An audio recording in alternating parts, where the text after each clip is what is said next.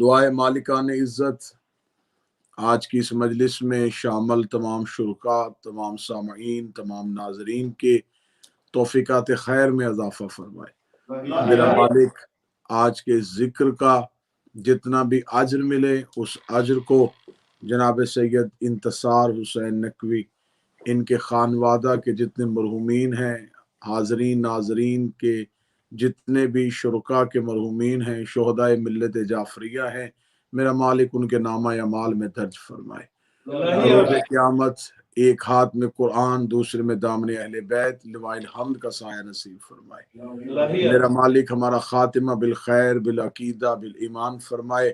موت کی آخری ہچکی ہو، زبان پہ ورد علی ولی اللہ جاری فرمائے۔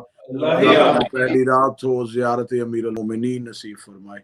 قیامت کی صبح ہو، شفاعت شبیر نصیب فرمائے۔ خصوص بہت بڑی دعا، میرا مالک زمانہ بہت سخت آ گیا ہے، اس سخت اس پرآشوب دور میں میرے مالک میرے وارث کے ظہور میں تعجیل فرمائے۔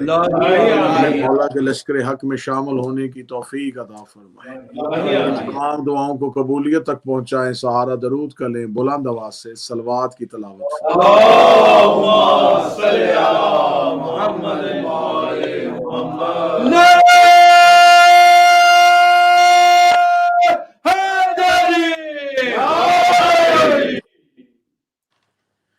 آج کی اس مجلس پاک سے گفتگو کرنے کے لیے میں نے اللہ کی مقدس ترین کتاب سے، مقدس ترین کلام سے ایک شعفا کا آیت تلاوت کی ہے، جس میں خداوند متعال مخاطب ہے انسانیت کے ساتھ، اور خدا فرما رہا ہے حکمن آتی اللہ و آتی الرسول و اولی الامر منکم، اطاعت کرو اللہ کی، اس کے رسول کی اور صاحبان امر کی۔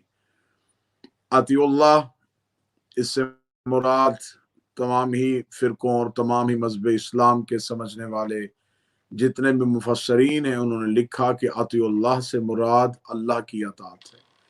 اس میں نہ کوئی شک ہے، اس میں نہ کوئی شبہ ہے، اس میں نہ ہی کسی قسم کا کوئی تضاد ہے کہ جب اللہ کی اطاعت کا حکم ہے تو اس سے مراد وہ واحد ذات ہے جسے خدا کہتے ہیں، جو مالک کل ہے، جو بے مثل و بے مثال ہے، جو روز اول سے لے کے روز آخر تک ہے، جس کے لیے سجدہ ہے، جس کے لیے عبادت ہے، اور وہ واحد ہے جس کی عبادت کی جا سکتی ہے۔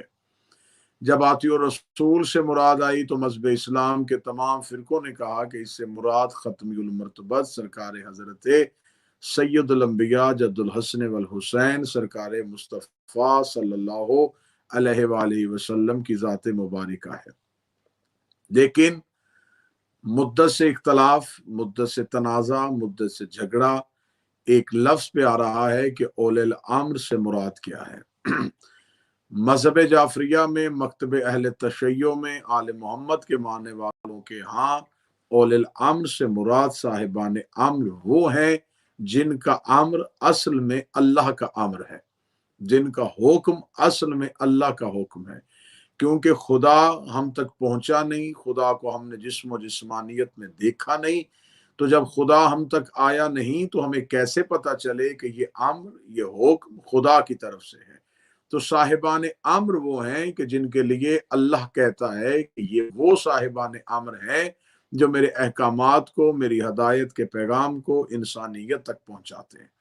جب ہم نے صاحبان امر کا اشارہ قرآن سے ڈھونڈنے کی کوشش کی تو یوں تو سینکڑوں اشارے ہیں جو قرآن کی آیتوں سے نکالے جا سکتے ہیں، لیکن ایک بہت ہی مشہور اشارہ میں آپ کی خدمت عالیہ میں ہدیتاً پیش کرتا ہوں، جس کے لیے تمام صاحبان عقل پہلے سے متوجہ ہیں کہ جب شبہ قدر میں کہا جاتا ہے تنزل الملائکۃ والروح فیہا بإذن ربہم من کل امر سلام، یہ وہ رات ہے جس میں فرشتے اور روح الامین نازل ہوتے ہیں اللہ کا امر لے کے۔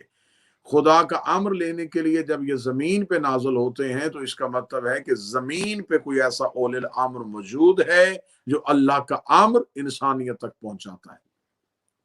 خدا نے سب سے پہلا ہادی، سب سے پہلا خلیفہ جو انسانیت کی ہدایت کے لیے بنایا، اس کا نام حضرت آدم علیہ السلام ہے۔ حضرت آدم علیہ السلام یہ زمین کے لیے پہلے خلیفہ چنے گئے اور ان کے لیے خدا نے واضح طور پہ قرآن میں کہہ دیا وَإِذْ قَالَ رَبُّكَ لِلْمَلَائِكَةِ إِنِّي جَاعِلٌ فِي الْأَرْضِ خلیفہ، اور بے شک یاد کرو اس وقت کو، تحقیق اس وقت کو یاد کرو جب ہم نے زمین کے لیے پہلا خلیفہ چنا، اور اس خلیفہ کا نام حضرت آدم تھا۔ جب حضرت آدم کو خدا نے پہلا خلیفہ زمین والوں کے لیے چن لیا تو حضرت آدم کی خلافت کا اعلان خدا نے فرش پہ نہیں کیا، خدا نے آدم کی خلافت کا اعلان زمین پہ نہیں کیا، خدا نے حضرت آدم کی خلافت کا اعلان آسمان پہ کیا، انسانوں کے درمیان نہیں، فرشتوں کے درمیان، غیر معصوموں کی محفل میں نہیں، معصوموں کی محفل میں۔ اور جب معصوموں کی محفل میں کیا تو میں بارگاہ الہیہ میں ہاتھ باندھ کے یہ گزارش کروں گا کہ میرے مالک، اگر آپ نے حضرت آدم کو ہمارے لیے ہادی چنا تھا تو آپ نے حضرت آدم کی خلافت کا اعلان انسانیت کے درمیان کیوں نہ کیا؟ تو عجب نہیں کہ آواز پروردگار آئے کہ اگر میں آدم کی خلافت کا اعلان زمین پہ کر دیتا تو شاید یہ ریت، یہ رواج یہیں سے بن جاتا کہ بندے جسے چاہتے وہ اپنا خلیفہ بنا لیتے، جسے چاہتے اسے اولی الامر بنا لیتے، جسے چاہتے اسے اللہ کا خلیفہ کہہ لیتے۔ خدا نے کہا اس لیے میں نے آدم کی خلافت کا اعلان زمین پہ نہیں کیا، میں نے آدم کی خلافت کا اعلان آسمان پہ کیا۔ میرے مالک، آپ نے حضرت آدم کو تخت نہیں دیا، تاج نہیں دیا، لشکر نہیں دیا، جاہ و جلال نہیں دیا۔ اگر آپ کا اتنا بڑا خلیفہ پہلی بار زمین پہ آ رہا ہے تو اس کا پروٹوکول آپ کے شایان شان ہونا چاہیے تھا۔ خدا نے کہا اگر میں آدم کو تخت اور تاج دیتا تو پھر رواج بن جانا تھا، جس کے پاس تخت ہوتا وہ میرا خلیفہ بن جاتا، جس کے پاس تاج ہوتا وہ اللہ کی خلافت کا علمدار بن جاتا۔ تو میرے مالک، پھر آپ نے اپنے خلیفہ کے لیے کیا نشانی رکھی؟ خدا نے کہا ایک ہی نشانی رکھی ہے کہ میں نے حضرت آدم کو فرشتوں سے سجدہ کروایا ہے۔ اب قیامت تک یہ نہ دیکھنا کہ تخت کس کے پاس ہے، تاج کس کے پاس ہے، یہ دیکھنا کہ فرشتہ کس کے دروازے پہ آ رہا ہے، فرشتہ کس کو سجدہ کر رہا ہے، فرشتہ کن کی تعظیم کے لیے جھک رہا ہے۔ تو جب ہم نے فرشتوں کی تعظیم دیکھی تو مجھے اللہ کے پاک قرآن کی قسم ہے کہ مجھے سوائے دہلیز آل محمد کے علاوہ کوئی دروازہ ایسا نہیں دکھا جہاں فرشتے کبھی درزی بن کے آتے ہیں، کبھی فقیر بن کے آتے ہیں، کبھی مسکین بن کے آتے ہیں۔ تو اس کا مطلب ہے جن صاحبان امر کا خدا اشارہ کر رہا ہے وہ سوائے اللہ کی پوری کائنات میں دہلیز آل محمد اور حویلی سیدہ کے علاوہ کوئی نہیں۔ اب خدا نے حضرت آدم کی خدا نے حضرت آدم کی خلافت کا اعلان کر دیا تو خدا نے فرمایا کہ آدم میرا پہلا خلیفہ ہے۔ خدا نے فرشتوں سے کہا سب سجدہ کر دو، سب فرشتوں نے سجدہ کر دیا، اور قرآن کہتا الا ابلیس، ایک سوائے ابلیس کے، اس نے انکار کر دیا، اسے کہا میں سجدہ نہیں کروں گا۔ خدا نے کہا کیوں نہیں کرے گا؟ اور خدا نے بڑے ہی خوبصورت الفاظ میں مخاطب ہو کے کہا یا ابلیس وما منعک ان تسجد لما خلقت بیدی، ابلیس تجھے کس نے منع کیا اسے سجدہ کرنے سے جسے میں نے اپنے دونوں ہاتھوں سے بنایا؟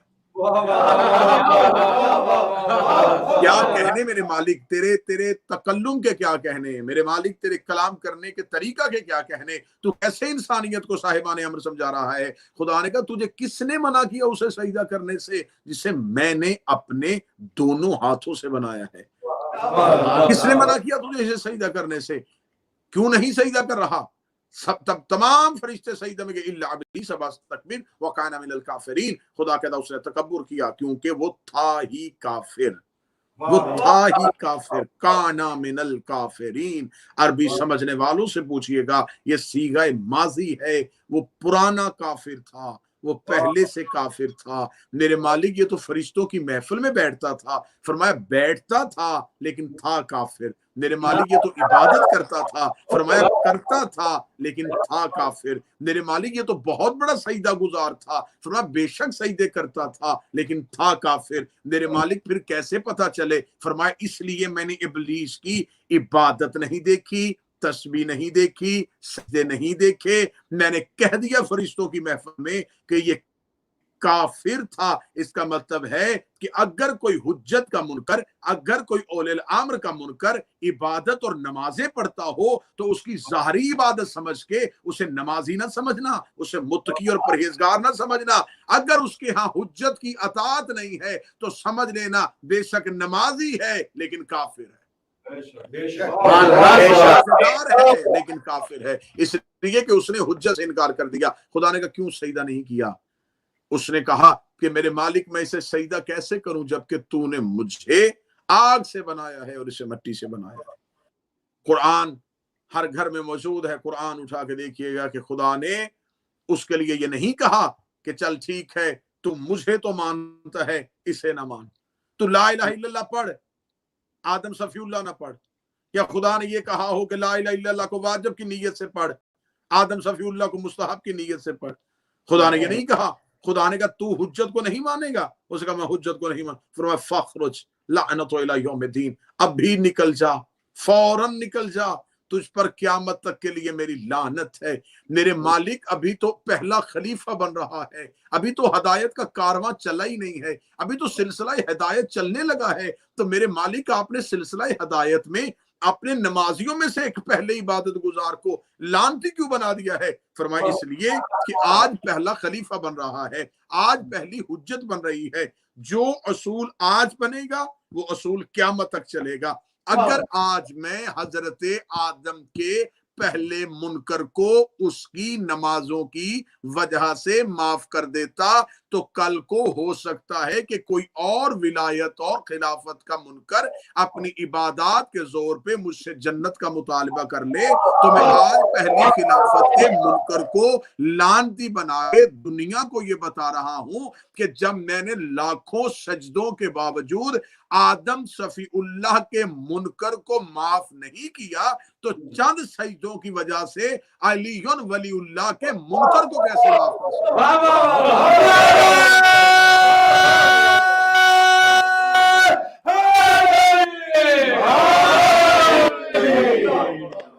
جب میں نے آدم کے سامنے ابلیس کے سجدوں کو نہیں دیکھا تو میں علی کے سامنے کسی کے سجدوں کو دیکھوں گا.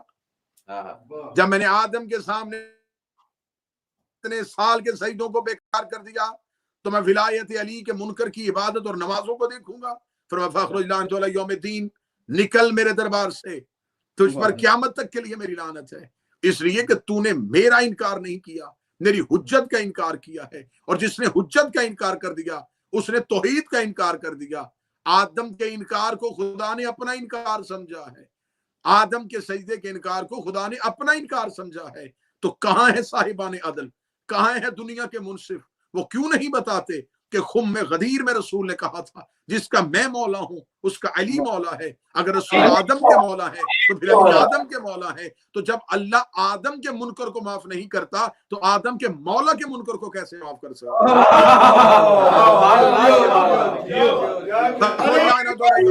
میرے دربار سے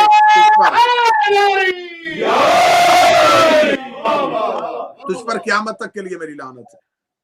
اسے نکال دیا گیا, اسے اپنی بارگاہ سے خدا نے نکالا, کیا کہہ کے کہ تو نے انکار کر دیا ہے میری حجت کا. اور جب اس کو بارگاہ پروردگار سے نکالا گیا تو پروردگار کی بارگاہ سے نکلتے ہی اس نے ایک چیلنج کیا, وہ چیلنج آج بھی قرآن میں موجود ہے. اسے کہا کہ تو اپنے اس خلیفہ کی وجہ سے مجھے اپنی دربار سے نکال رہا ہے, تو پھر میں بھی وعدہ کرتا ہوں کہ میں نسل انسانیت کا مقابلہ کروں گا, میں نسل آدمیت کا مقابلہ کروں گا, میں آدم کی نسل کا مقابلہ کروں گا. آواز پروردگار آئی, کیا ہے تیرے پاس, کون سی طاقت ہے تیرے پاس جس سے تو مقابلہ کرے گا؟ تو اسے کہا طاقت میں آپ سے لوں گا اور مقابلہ کروں گا. خدا نے کہا کس چیز سے مقابلہ کرے گا؟ کیا تو مار سکتا ہے؟ کیا تو موت پہ قادر ہے؟ کیا تو زندگی کو روک سکتا ہے؟ اس نے کہا ایک ہی وعدہ کیا ہے ابلیس نے جو آج بھی قرآن میں موجود ہے. اس نے کہا کہ میں صراط مستقیم پہ بیٹھوں گا اور لوگوں کو صراط مستقیم سے ہٹاؤں گا. مجھے کسی جگہ سے دکھائیے کہ اس نے بارگاہ الہی میں کوئی اور چیلنج کیا ہو. اس نے کہا میں لوگوں کو صراط مستقیم سے ہٹاؤں گا. اس کا مطلب ہے کہ ابلیس کی آج سب سے بڑی سازش یہ ہے کہ وہ لوگوں کو صراط مستقیم سے ہٹائے. تو آئیے صاحبان عقل کے پاس جاتے ہیں, ان سے جا کے پوچھتے ہیں کہ ہمیں بتائیے وہ کون سی صراط مستقیم ہے جس سے ابلیس ہٹا رہا ہے. وہ کسے صراط مستقیم کہتے ہیں, وہ کس چیز کا نام صراط مستقیم ہے؟ تو جب ہم نے کتب مذاہب کی طرف رجوع کیا اور کتب شریعت کی طرف رجوع کیا اور مذہب اسلام کی مستند اور معتبر کتابوں کی طرف رخ کیا تو ہمیں اہل سنت کی ہاں بھی یہ حوالہ معتبر دلائل کے ساتھ مل گیا کہ جب رسالت مآب کی بارگاہ میں ایک شخص نے پوچھا تھا ما ھذا الصراط مستقیم, یہ صراط مستقیم کیا ہے؟ تو رسالت مآب نے حضرت امیر المومنین کی طرف ہاتھ اٹھا کے کہا تھا ھذا علی صراط مستقیم، یہ میرا علی صراط، یہ ہے میرا علی صراط مستقیم، یہ ہے میرا علی صراط مستقیم۔ تو اگر ابلیس نے کہا ہے کہ میں لوگوں کو صراط مستقیم سے ہٹاؤں گا، تو ہمیں پتہ چل گیا ہے کہ اگر ابلیس صراط مستقیم سے ہٹاتا ہے اور رسول کہتے ہیں صراط مستقیم سے مراد علی ہے، تو اس کا مطلب ہے کہ وہ لوگوں کو لا الہ سے نہیں ہٹا رہا، وہ لوگوں کو علی ولی اللہ سے ہٹا رہا۔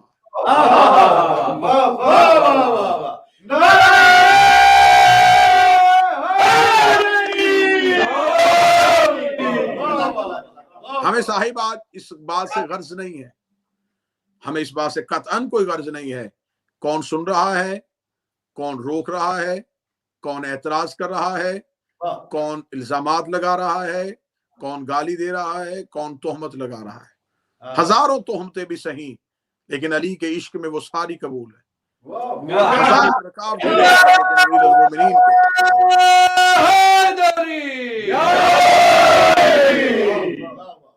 لیکن برملا لوگوں کے سامنے اللہ کی کائنات بڑی وسیع ہے، خدا کی زمین بڑی وسیع ہے، کہیں سے ایک جگہ تنگ کر دی جائے گی تو دوسری جگہ چلے جائیں گے، دوسری جگہ تنگ کر دی جائے گی تو کسی، اللہ کی زمین بڑی وسیع ہے، جہاں تک خدا کی خدائی ہے وہاں تک میرے مولا امیر المومنین کی بادشاہی ہے۔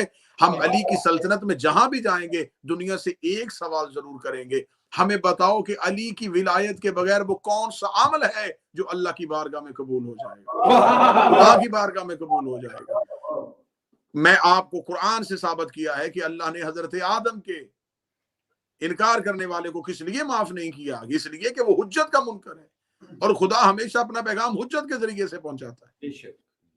خدا نے سینکڑوں دلائل میں دے سکتا ہوں کہ اس نے اپنے منکر کے لیے توبہ کی گنجائش بھی رکھی ہے، معافی کی گنجائش بھی رکھی ہے۔ میں خدا کے ایسے ایسے آپ کو انکار کرنے والے دکھاتا ہوں جن کو خدا نے آخری وقت میں معاف کر دیا، صرف اس وجہ سے وہ رحیم ہے، وہ رحمان ہے، وہ کریم ہے، وہ کرم کرتا ہے، لیکن وہ جبار ہوتا ہے تو اپنی حجت کے انکار کی وجہ سے، وہ اپنا قہار ہوتا ہے تو اپنی حجت کے انکار کی وجہ سے۔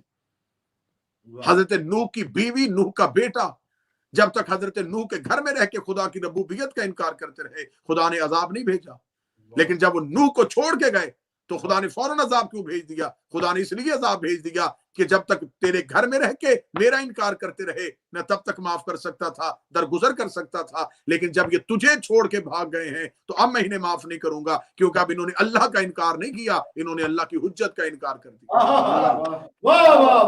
تو جب حضرت نوح کا اپنا بیٹا حضرت نوح کی ولایت کا انکار کر دے تو خدا اس کے بیٹے کو سزا دے دیتا ہے۔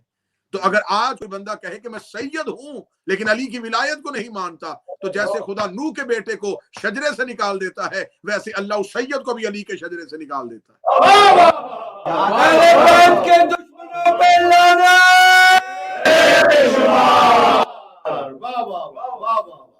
فرعون اللہ کا دشمن ہے، سب سے کھلم کھلا دشمن ہے، انا ربکم الاعلی کہنے والا ہے، اور خدا نے کیسا کیسا درگزر کیا، آئیں جا کے تفاسیر کی کتابیں دیکھیں۔ حضرت موسیٰ کے دربار میں آ کے لوگ کہتے ہیں کہ اے موسیٰ نبی، ہم چاہتے ہیں کہ بارش ہو، فرمایا تم سجدہ فرعون کو کرتے ہو، بارش کی دعا مجھ سے کیوں کرنے کے لیے آئے؟ یہ لوگ فرعون کے دربار میں پہنچتے اور جا کے کہتے ہیں کہ ہم تجھے خدا کہتے ہیں تو بارش کیوں نہیں نازل کر رہا؟ تو فرعون 3 دن کی مہلت مانگتا ہے کہ 3 دن کے اندر بارش ہو جائے گی۔ پہلا دن گزرتا ہے، دوسرا دن گزرتا ہے، تیسرے دن کی شام سے پہلے یہ بند کمرے میں زمین پہ سر رکھ کے کہتا ہے انہیں نہیں پتا کہ تو رب ہے لیکن مجھے پتا ہے کہ تو رب ہے۔ میں تیری بارگاہ میں گر گڑا کے التجا کرتا ہوں، مجھے بخش، مجھے معاف کر، اور میری دعا ہے میری قوم پہ بارش نازل کر۔ یا باہر سے باران رحمت کا نزول ہونا شروع ہوتا ہے، قوم پریشان ہو کے حضرت موسیٰ کے پاس جا کے سوال کرتی ہے کہ اگر تو سچا نبی تھا تو فرعون کے کہنے میں بارش کیوں ہوئی؟ حضرت موسیٰ کوہ طور پہ جا کے جب وضاحت مانگتے ہیں تو بار الہی یہ آپ نے فرعون کے کہنے میں بارش نازل کیوں کی؟ تو آواز پروردگار آتی ہے موسیٰ وہ اپنا بندہ ہونا بھول گیا تو کیا میں اپنا رب ہونا بھول جاؤں؟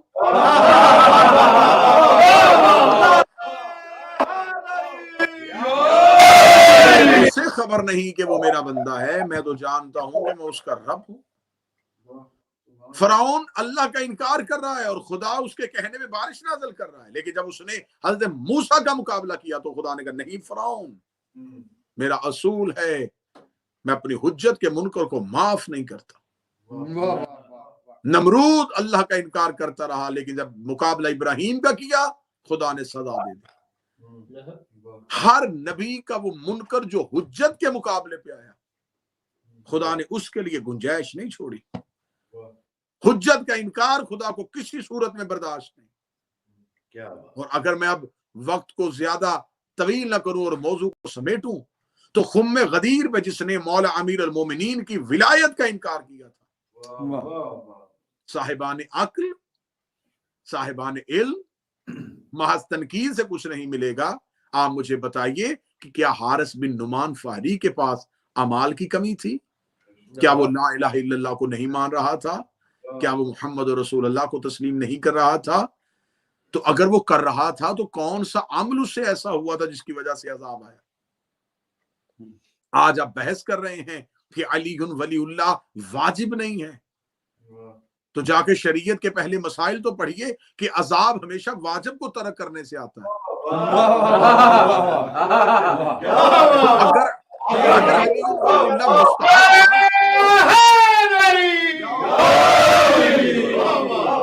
اگر علی ولی اللہ مستحب تھا تو غدیر میں حارث پہ عذاب کیوں آ گیا؟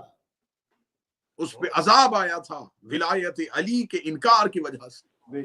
کہاں لے جائیں گے وہ کتابیں جہاں پہ حدیثیں لکھی ہیں کہ سرکار رسالت مآب فرما رہے اگر تمہارے پاس احد کے پہاڑ کے برابر سونا راہ خدا میں خرچ کرو اور کئی حج پیدل مجھ محمد کے ساتھ کرو اور صفا اور مروہ کے درمیان غربت کی حالت میں مارے جاؤ، لیکن تمہارے دل میں اگر میرے بھائی علی کے لیے ایک رائی کے دانے کے برابر بھی بغض ہے تم جنت کی خوشبو کو بھی نہیں سون سکتے۔ بغض علی رحمت اللہ، بغض علی لعنت اللہ، نعرہ حیدری یا علی۔ رسالت مآب سے آگے ایک صحابی سوال کرتا ہے کہ یا رسول اللہ حسنات کتنے ہیں، سیئات کتنے ہیں، نیکیاں کتنی ہیں، گناہ کتنے ہیں؟ اس کے ذہن میں تھا رسول فرمائیں گے نماز نیکی ہے، جھوٹ گناہ ہے، روزہ نیکی ہے، چوری گناہ ہے۔ رسول ایک ایک نیکی گنائیں گے، ایک ایک عذاب گنوائیں گے، لیکن رسالت مآب نے مسکرا کے فرمایا نیکی بھی ایک ہے، گناہ بھی ایک ہے، نیکی بھی ایک ہے، گناہ بھی ایک ہے۔ وہ شخص پریشان ہو کے کہنے لگا یا رسول اللہ میں نیکیاں پوچھ رہا ہوں، فرمایا میں ایک نیکی ایسی بتاؤں جس کی وجہ سے باقی نیکیاں بھی نیکیاں ہوتی ہیں، اور ایک گناہ نہ ایسا بتاؤں جس کی وجہ سے نیکیاں بھی گناہ ہو جاتی ہیں۔ اس نے کہا یا رسول اللہ وہ کون سی نیکی ہے جس کی وجہ سے سب نیکیاں نیکیاں ہو جاتی ہیں، اور وہ کون سا گناہ ہے جس کی وجہ سے نیکیاں بھی گناہ ہو جاتی ہیں؟ رسالت مآب نے فرمایا حب علی سے بڑی نیکی کوئی نہیں ہے اور بغض علی سے بڑا گناہ کوئی نہیں ہے۔ اگر تم چاہتے ہو کہ اللہ کے قریب ہونا چاہو، اللہ کے قرب میں آنا چاہو، تو تمہارے پاس جو بہترین حسنہ ہے وہ محبت علی ہے۔ ہم پہ قطعاً یہ الزام نہ لگایا جائے کہ ہمارے ہاں معاذ اللہ ثم معاذ اللہ ہمارے ہاں توحید کا احترام نہیں ہے یا ہم اللہ کو وحدہ لا شریک نہیں مانتے۔ ہم توحید کی آڑ میں فضائل علی کا قتل نہیں ہونے دیتے۔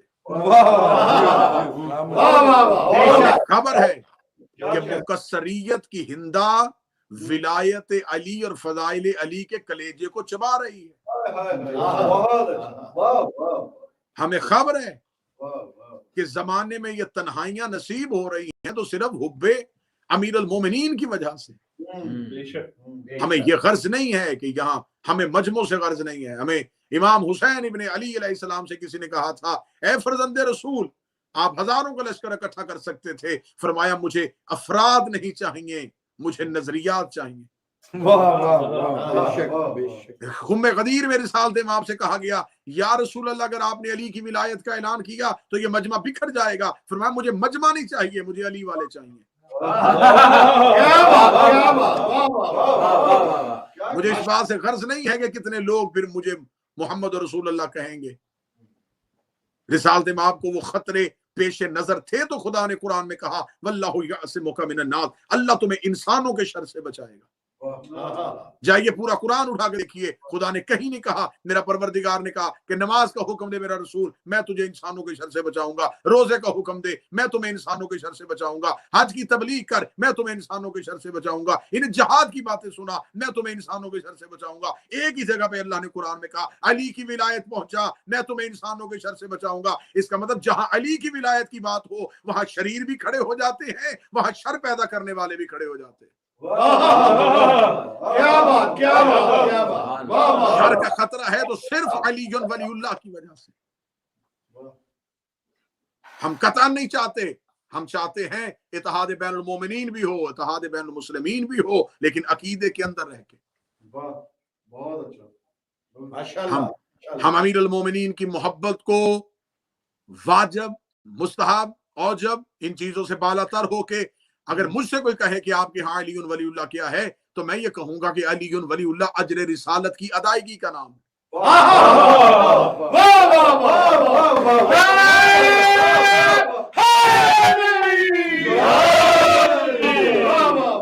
اگر تم چاہتے ہو کہ رسول کو اس کی رسالت کا اجر واپس لوٹاؤ تو پھر تمہیں علی کی ولایت کا اعلان کرنا ہے۔ لا الہ الا اللہ دعویٰ ہے، اس کے لیے دو گواہ چاہیے۔ کوئی دعویٰ اس وقت تک مکمل نہیں ہوتا جب تک گواہ دو نہ ہو۔ لا الہ الا اللہ دعویٰ ہے کہ اللہ ہے، اس اللہ کی ہے کو ثابت کرنے کے لیے دو گواہ چاہیے۔ یہاں گواہی ثابت کرنے کے لیے محمد رسول اللہ چاہیے اور علی ولی اللہ چاہیے۔ اور آپ جانتے ہیں کہ دنیا کی کسی عدالت میں چلے جائیں جہاں ایک گواہی پیش کی جائے وہاں دعویٰ رد کر دیا جاتا ہے۔ اگر علی کی ولایت کے بغیر اللہ کی ربوبیت قبول کروانے کے لیے جاؤ گے تو خدا تم سے توحید بھی واپس لے لے گا۔ تم نے علی کی ولایت کو نہیں ہٹایا، تم نے لا الہ کے دعوے کو ہٹا دیا۔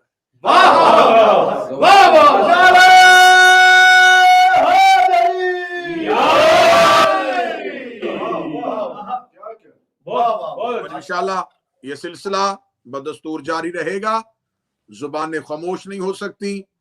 ہم کہیں بھی چلے جائیں، دنیا کے کسی کونے میں بھی چلے جائیں، جب تک یہ سانس باقی ہے، جب تک جسم اور روح کا رشتہ ہے، جب تک رگوں میں یہ لہو دوڑ رہا ہے، تب تک ولایت علی کی تبلیغ، حق سیدہ کی تبلیغ زمانے کو سناتے رہیں گے۔ ولایت علی حق ہے، سیدہ کا حق ہے۔ ہم اس چیز سے ایک لمحے کے لیے نہ پیچھے ہٹے تھے نہ کبھی پیچھے ہٹیں گے۔ ہم زندہ رہنا چاہتے ہیں تو علی کی ولایت کے ساتھ انشاءاللہ آنے والی دو مجالس میں مسلسل اور مفصل طریقے سے آپ کے سامنے یہ بیان کیا جائے گا کہ علی ولی اللہ جو ہم پہ الزام لگایا جا رہا ہے یہ 10 سال پہلے شروع ہوا ہے، صاحب یہ 20 سال پہلے شروع ہوا ہے۔ اس سے پہلے تو کوئی علی ولی اللہ پہ اتنا جھگڑا تھا نہیں۔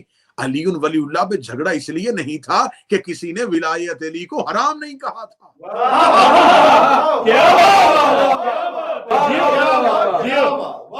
بھائی اختلاف اس لیے نہیں تھا کہ ولایت علی کہ تھی، علی ولی اللہ کا اقرار نہیں تھا۔ آپ کہاں سے پوچھنا چاہتے ہیں؟ کس امام سے پوچھنا چاہتے ہیں؟ آپ اس امام کا نام بتائیے، ہم اس امام کی حدیث آپ کے سامنے رکھ دیتے ہیں کہ میرے ہر دور کے امام نے مولا امیر المومنین کی ولایت کے بارے میں کیا کہا ہے۔ اللہ کے قرآن سے ولایت علی ثابت ہے، رسول کے فرمان سے ولایت علی ثابت ہے۔ ہم علماء حقہ کے قدموں میں بیٹھنے کے لیے تیار ہیں، ہم ہر اس مرجع کی طرف رجوع کرنے کے لیے تیار ہیں جو ہمیں معصوم کی حدیث دے۔ ہم پہ محض یہ الزام ہے، ہم ان الزامات کو برداشت اس لیے کر رہے ہیں کہ ہم سے امیر المومنین کی ولایت کی تبلیغ کا دامن نہیں چھوڑا جاتا۔ آنے والی مجالس میں یہ ثابت کیا جائے گا کہ کس کس امام نے کس کس دور میں امیر المومنین کی ولایت کو کس کس انداز میں پہنچایا، سبحان اللہ، کس دور میں پڑھی جاتی تھی، کس نے پڑھی تھی۔ تو آپ ہمیں بتائیے کہ مخلوق نے، امت نے کس دور کے امام کا ساتھ دیا تھا۔ آج ہم پہ سوال کرنے والے پہلے یہ تو بتائیں کہ کس دور کی امت نے امام کا ساتھ دیا۔ کیا بات آئمہ کو یا قید خانوں میں رکھا، یا گوشہ نشینی، یا خاموشی، اور جن کے پاس امیر المومنین کے فضائل تھے وہ کہیں ربضہ کے جنگلوں میں، وہ کہیں سولی پہ، کہیں قید خانوں میں۔ صرف اور صرف ابلیس کو ایک ہی خطرہ ہے اور وہ خطرہ علی کی ولایت کے ساتھ ہے۔ बेशक बेशक बेशक दजाली ताकतें, शैतानी कुव्वतें ज़हूर इमाम से करीब होकर अपना घेरा तंग कर रही हैं। और ये जो जमाने में हो रहा है, आप क्या समझते हैं ये सब कुछ हमसे पोशीदा है? हमें तो सदियों पहले हमारे इमाम बता गए कि ज़हूर से पहले ये हालात हो जाएंगे कि हमारे शिया, हमारा हक कहलवाने वाले हमें छोड़ के ऐसे चले जाएंगे जैसे खजा में पत्ते झड़ जाते हैं। मौला फरमाते हैं वो दौर वो होगा जहां इस्तकामत दिखानी पड़ेगी, जहां यकीन कामल दिखाना पड़ेगा, जहां अकीदे पे डट जाना पड़ेगा, जहां अकीदे पे शीशा पिलाई हुई दीवार बनना पड़ेगा। आज दज्जाल शैतान अपनी मुकम्मल ताकत के साथ इस कोशिश में है, क्योंकि उसे सबसे बड़ा खतरा अमीर अल मोमिनीन की विलायत के साथ है। लेकिन नादानो, क्या तुम जानते नहीं हो कि अभी विलायत अमीर अल मोमिनीन का एक मुहाफिज पर्दा गैब में बैठा हुआ है बेशक सुभान अल्लाह। और उसकी निगाहें रोज बरोज के हालात को देख रही हैं। मैं उनके लिए ये नहीं कहूंगा कि वो गायब हैं, वो जाहिर हैं। बेशक सुभान अल्लाह सुभान अल्लाह, क्या बात क्या बात। गायब गायब उसके लिए कहा जाता है जो चीजों से पोशीदा हो। मेरे इमाम से तो कुछ भी पोशीदा नहीं, बेशक बेशक बेशक वो जाहिर हैं। लेकिन यकीनन उन्होंने दुनिया को अभी अपनी जियारत का इज़्ज़त नहीं बख्शा। जिस दिन वो मखलूक की आंखों को अपनी जियारत का इज़्ज़त बख्श देंगे, उस दिन को हम उनके ज़हूर का दिन कहेंगे। वो मौजूद हैं, वो जाहिर हैं। जितने भी अहबाब सुन रहे हैं, हमें इस चीज से गर्ज नहीं कि कसरत किधर है, हमें इस चीज से गर्ज नहीं कि ज्यादा तादाद किधर है। अगर हमें हक ज्यादा तादाद में मिलता तो यकीनन हमें रसूल के जनाजे में एक जम्मे गफीर नजर आता। अगर हम हक लोगों के रश में और अक्सरियत में देखते तो यकीनन हमें करबला में 9 लाख इमाम हुसैन के साथ नजर आता। यकीनन हमें रश और लोगों का मजमा अमीर अल मोमिनीन के दौर में नजर आता। और आज भी मेरे वक्त का इमाम अपने मुखलस नासरीन की तलाश में है। और नुसरत इमाम के लिए जो सबसे पहला अमल है, वो सबसे पहला अमल ये है अपनी अकीदे पे डट जाना कि मेरे मालिक हम अकीदे पे कायम है। जो चीज हमें गदीर से पहुंचती हुई करबला तक और करबला से आज हमारी नस्लों तक आई थी, कतन एक लम्हे के लिए आप दियारे गैर में बैठे हैं। अब जहां भी बैठे हैं, आप ये ना समझिएगा कि मैं इस अकीदे पे रहूंगा तो मैं शायद तन्हा हो जाऊंगा, मैं इस अकीदे पे रहूंगा तो फिर मैं लोगों से मिलूंगा कैसे, फिर मुझसे तो बहुत से अदारे रूठ जाएंगे, नाराज हो जाएंगे। एक बात ज़हन में रखिएगा, हर वो दर हुसैन का दर है जहां से अली की विलायत मिलती है। बेशक सुभान अल्लाह सुभान अल्लाह। तन्हाई कबूल कर लीजिएगा, लेकिन अमीर अल मोमिनीन की विलायत से एक लम्हे के लिए पीछे ना हटिएगा। इस अलीयुन वलीउल्लाह की खातर औलाद अली ने बहुत कुर्बानियां दी। इस अलीयुन वलीउल्लाह की खातर जो सबसे पहला नुकसान हुआ है, वो नुकसान ही औलाद अली का हुआ, और वो नुकसान इस अंदाज में हुआ है। मुझे भाई इंतसार नकवी साहब का हुक्म था कि मोमिनीन की ख्वाहिश है कि मुसाइब को इस अंदाज से बयान किया जाए कि आले मोहम्मद किस किस तारीख को किस किस मुसाइब से गुजरे। तो आज पहली मजलिस है, आज पहली मजलिस में क्योंकि हम सफर के वस्त में हैं, ये 7 सफर दिन गुजर चुका, ये दिन मखसूस था सरकार हजरत इमाम मूसा काज़िम अलैहिस्सलाम के ज़हूर के साथ, लेकिन क्योंकि ये अयाम अज़ा में आता है इसलिए हमारे यहाँ इसको जश्न की सूरत में, खुशी की सूरत में मनाया नहीं जाता। लेकिन आइए हम यकम सफर से आगाज करते हैं कि यकम सफर से आले मोहम्मद की मुसीबतों का आगाज कहाँ से हुआ। यकम सफर तारीख़े इंसानियत का वो स्याह तरीन दिन था जब कुरान की आयतें बगैर गिलाफ के कारियों के सामने चली गई। यकम सफर वो दिन था जब अहले अरम बाजार शाम में दाखिल हुए।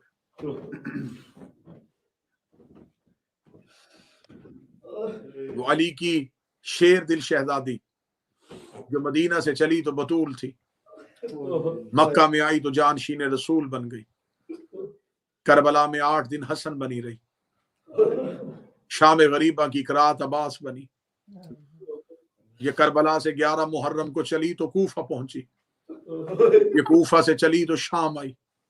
72 बाजार, 144 गलियां, 288 मोड़, 9 बार शराबी के दरबार में पेशी, बगैर छत वाला जिंदान, पूरा 1 साल कैद होने के बाद फिर मदीना, और मदीना से कैद होने के बाद फिर दोबारा शाम। मुसलसल नंगे पांव नंगे सर सफर करके शाम की पहाड़ियों में आके 15 रजब को रो के कहती है, मेरे अल्लाह अब ज़ैनब थक गई है।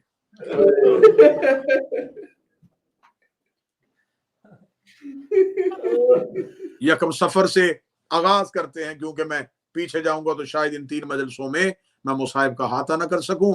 यकम सफर अहले हरम उस शहर में दाखिल होते हैं जिस शहर ने सज्जाद को खून रुला दिया। जब मौला सैयदुल साजिदीन वापस मदीना पहुंचते हैं और एक शख्स सवाल करता है, ऐ फरजंदे रसूल, इस पूरे सफर में सबसे ज्यादा मुसीबत कहाँ आई? तो सैयदुल साजिदीन 3 बार फरमाते हैं, अशाम अशाम अशाम। शाम की गलियों ने सज्जाद को लहू रुला दिया। हमारे पाकिस्तान के एक मशहूर शायर अख्तर चिन्योटी ने कहा था, बेपर्दा हरम है साथ तेरे, परदेसी देश पर आया है, सज्जाद खुदा मालूम तुझे इस्लाम कहाँ ले आया है।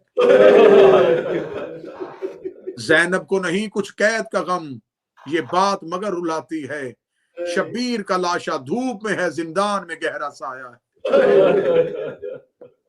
तीरों तलवारों नेजों के शब्बीर ने लाखों जख्म सहे, ये जख्म मगर कुछ गहरा है, सज्जाद जो तूने खाया है।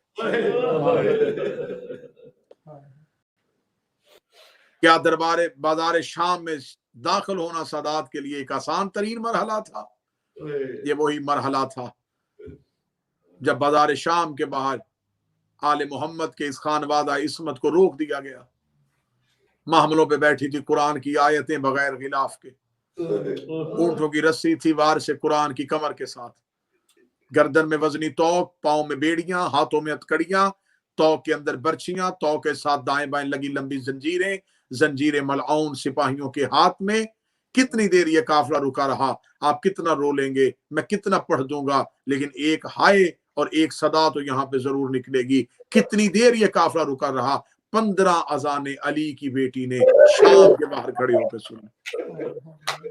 जब मुसलसल 15 अजाने सुन ली तो 15 अजाने सुनने के बाद शहजादी की आवाज आई, अम्मा फिजा जरा सज्जाद से पूछिए कि हमें कितनी देर और रुकना है। जनाब फिजा पूछती हैं सैयदुल साजिदीन से, ऐ फरजंदे रसूल, बिनते अली पूछ रही हैं कि हमें कितनी देर क़याम करना है। तो जिस सिपाही के हाथ में जंजीर थी, सैयदुल साजिद उस जंजीर को हिला के कहते हैं कि मेरी अम्मा पूछ रही है कि हमें कितनी देर यहाँ पे रुकना है।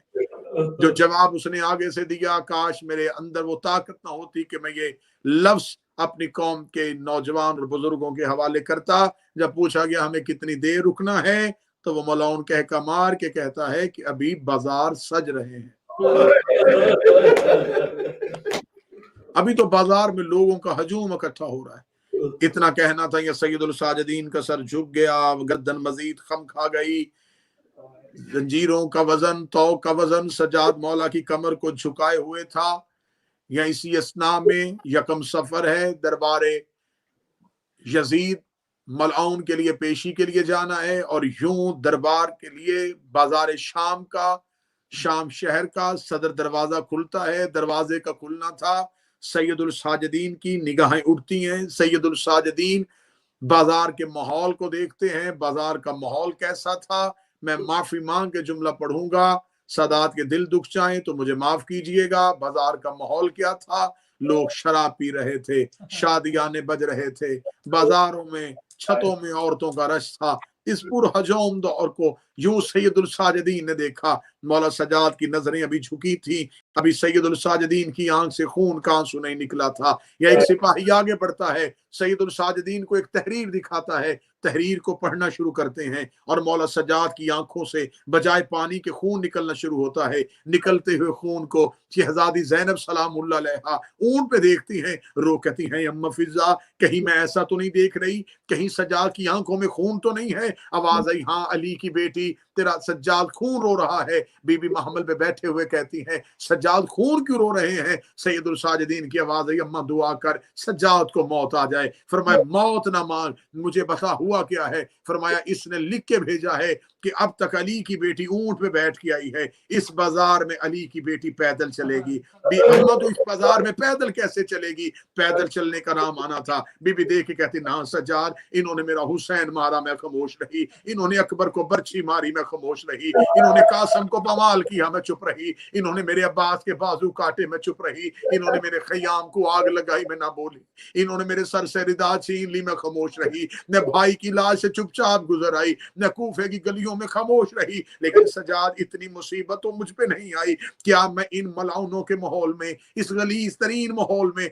मैं अली की बेटी होके बगैर चादर के कैसे गुजरूंगी? इतना कहना था। या सैयदुल साजिदीन की आवाज आई, फिर हमारा भी हुक्म है, हमारी माँ यहाँ से पैदल नहीं चलेगी। इतना कहना था। जो सिपाही तहरीर लेके खड़ा था, उसने किसी के कान में कहा, जिसके कान में कहा उसने कोई और हुक्म दिया। वो हुक्म इतना सख्त था। या दो सिपाही आगे बढ़े, उनके हाथ में कोई लोहे की कलम थी। उन्होंने सैयदुल साजिदीन की कमर को सफा समझ के जुल्म की तहरीरें लिखनी शुरू की। इधर सैयदुल साजिदीन की कमर पे जुल्म की सत्र होनी शुरू हुई। या पिछले ऊंट से हुसैन की 4 साल की मासूमा ऊंट से गिर गई और करीब आके कहती है, मेरा सिर्फ एक सज्जाद बचा है, मेरे सज्जाद पे जुल्म न करना। मुझे बताओ कहां चलना है? जहां कहोगे मैं पैदल चलने के लिए तैयार हूं। इतना कहना था। ये सरे हुसैन से आवाज आई, ज़ैनब अब राजी है, मेरी मासूमा पैदल चल रही है। इतना कहना था। या बीबी अली की बेटी ने ऊंट के बैठने का इंतजार नहीं किया, शहजादी ऊंट से ऐसे उतरी जैसे घोड़े से अब्बास उतरे थे। बीबी रो के कहती है, हुसैन फिर पढ़ कुरान में पैदल चलने लगी हूँ, फिर कर शुरू कुरान में पैदल चलने लगी हूँ, ताकि लोग तेरे पढ़ते हुए कुरान के लिए तेरे सर को देखें, ज़ैनब के खुले हुए सर को न देखें। इधर अली की बेटी का पहला कदम बाजार में आया, इधर से शादियाने बजने शुरू हो गए, इधर से ऊंटों से यूं हजूम आया आगे, उधर से बाजार में पत्थरों की बारिश शुरू हुई, इधर पत्थरों की बारिश का आना था। या अब्बास के सर ने कांपना शुरू किया। सर अब्बास से आवाज आई, दे देती इजाजत, न आज इस मलाउन माहौल में, न आज इस निजस माहौल में तुझे पैदल चलना पड़ता। अला लानतुल्लाहि अलल कौमिज़ ज़ालिमीन व सयअलमुल लज़ीना ज़लमू यमुनक़लिबू यनक़लिबून। या महमूद बेहक मोहम्मद, या आला बेहक अली, या मोहसन बेहक हसन, या कदीमुल एहसान बेहक हुसैन अलैहिस्सलाम, या फातिरुस समावाति वल अर्ज़ बेहक फातिमतु ज़हरा सल्लल्लाहु अलैहा। मेरे मालिक, आज की इस मजलिस में हाजिर शुरका, सुनने वाले सामईन, देखने वाले नाजरीन की तौफीकात खैर में इजाफा फरमा। दिल खसूस सैयद इंतसार हुसैन नकवी साहब के मेरे मालिक रिज़्क़, इज़्ज़त, सेहत और बख्त में इजाफा फरमा। इनके खानवादा के जितने मरहूमीन हैं मेरे मालिक उनकी मगफरत फरमा। हाजरीन के जितने मरहूमीन हैं उनकी मगफरत फरमा। जो परेशान हाल है उनकी परेशानियों को दूर फरमा। जो बे औलाद है उन्हें औलाद नरीना अता फरमा। जो बेरोजगार है उन्हें रोजगार अता फरमा। मेरे मालिक, जो बेटियों के नसीब की वजह से परेशान, उनकी बेटियों के नसीब नेक फरमा। मेरे मालिक, जमाना बड़ा सख्त और बहुत मुश्किल तरीन दौर आ गया है, मेरे वारिस के ज़हूर में ताजील फरमा। मेरे मालिक, हमें अकीदा हक पे इस्तकामत नसीब फरमा। हमारा शुमार जनाब सैयदा के तरफदारों में, अमीर अल मोमिनीन के पैरोकारों में और इमाम हुसैन के अज़ादारों में फरमाए। हमें हमारे इमाम की ज़ियारत नसीब फरमाए, बाद ज़ियारत नुसरत नसीब फरमाए। रब्बना तक़ब्बल मिन्ना इन्नका अंतस समीउद दुआ। आमीन या रब्बुल आलमीन। अल्लाहुम्मा सल्लि अला मुहम्मद व आले मुहम्मद। मातमे हुसैन।